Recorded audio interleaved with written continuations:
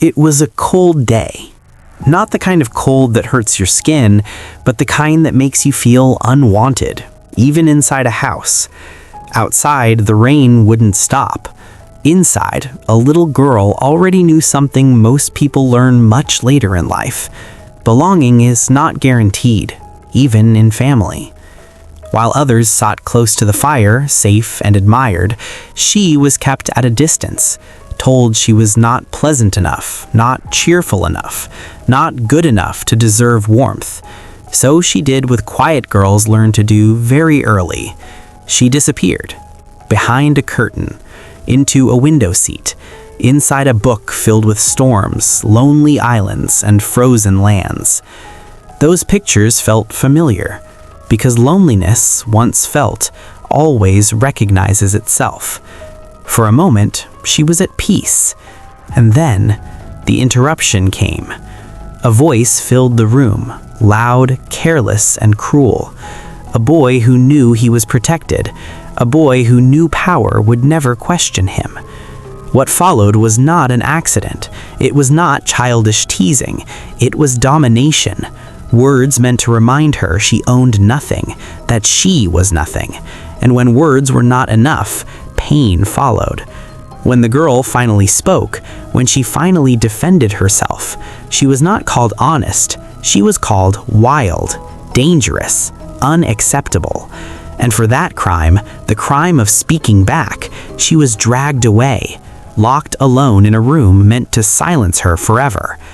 But this is not the story of a weak child. This is the beginning of a woman who learns, painfully, that dignity has consequences, and silence is often demanded from those who suffer the most. She knew the walk would not happen that day. The wind was sharp, the rain cut through the air like needles, and for Jane, that was a relief. She hated long winter walks, not because of the cold, but because of what came after. The aching fingers, the numb toes, and the quiet shame of being told, again and again, that she was weaker, less, unwanted. Inside the house, everything felt warm, but not for her. In the drawing room, Mrs. Reed rested comfortably near the fire. Her children sat close to her, calm and content, wrapped in attention and affection. Jane was not invited.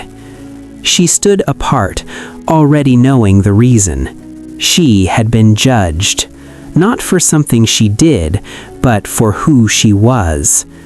Mrs. Reed said Jane lacked something. She was not cheerful enough, not pleasant enough, not the kind of child who deserved closeness. So Jane was sent away, not punished loudly, just quietly removed. She slipped into the small room next door.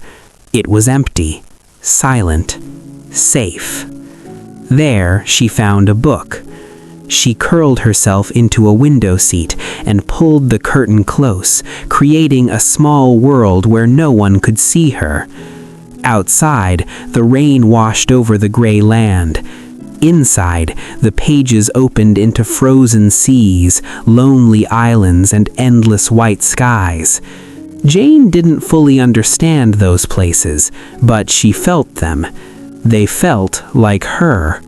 For a moment, she was happy in the only way she knew how. Then the door opened. A voice broke the silence, loud, mocking, confident. John Reed. He was older, bigger, protected. He did not need permission to be cruel. When he found Jane, he didn't ask why she was there. He didn't care.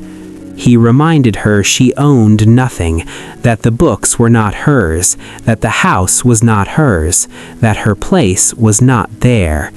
His words were sharp, but familiar. Jane had learned to endure them. Then came the blow. Sudden, hard. The book struck her. She fell.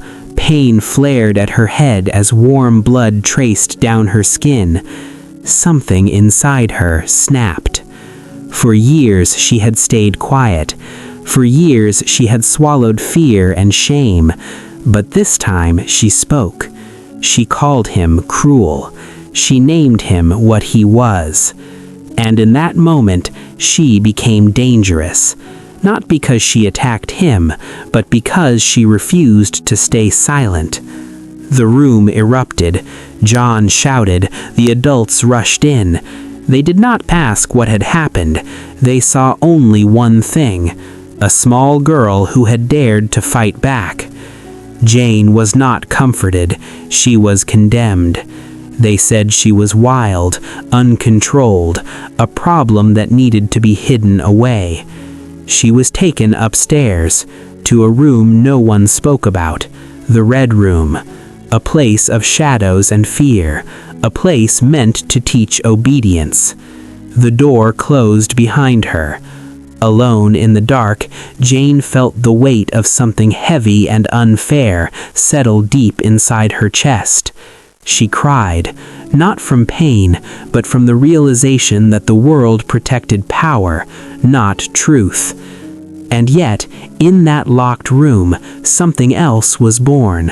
A quiet strength, a certainty. Jane understood now. If she wanted dignity, she would have to claim it herself, because no one was going to give it to her.